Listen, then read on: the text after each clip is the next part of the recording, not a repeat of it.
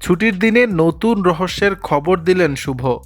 ঢাকায় সিনেমার জনপ্রিয় নায়ক আরিফিন শুভ গত বছর মুজিব একটি জাতির রূপকার সিনেমা মুক্তির দেশ ও আন্তর্জাতিক অঙ্গনে পেয়েছিলেন প্রশংসা।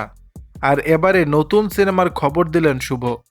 ৩ মে সামাজিক যোগাযোগ মাধ্যমে নতুন সিনেমার ফার্স্ট লুক পোস্টার প্রকাশ করেছেন তিনি। সিনেমার নাম নীলচক্র।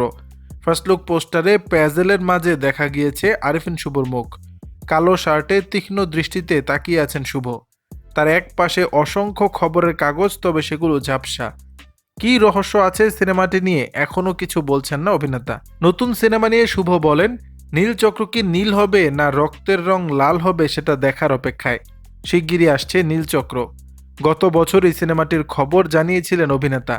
সিনেমাটির অ্যানাউন্সমেন্ট পোস্টার সামাজিক যোগাযোগ মাধ্যমে শেয়ার করেছিলেন তিনি।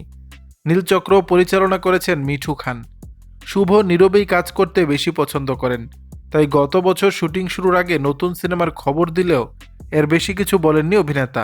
আরিফিন শুভ বলেন, দর্শক সমসাময়িক একটি গল্প দেখতে পাবেন। গল্পের প্যাটার্ন ডার্ক, তবে সঙ্গে আরও কিছু আছে। দর্শক, বিষয়টি নিয়ে আপনাদের মতামত জানাবেন নিচের কমেন্ট বক্সে।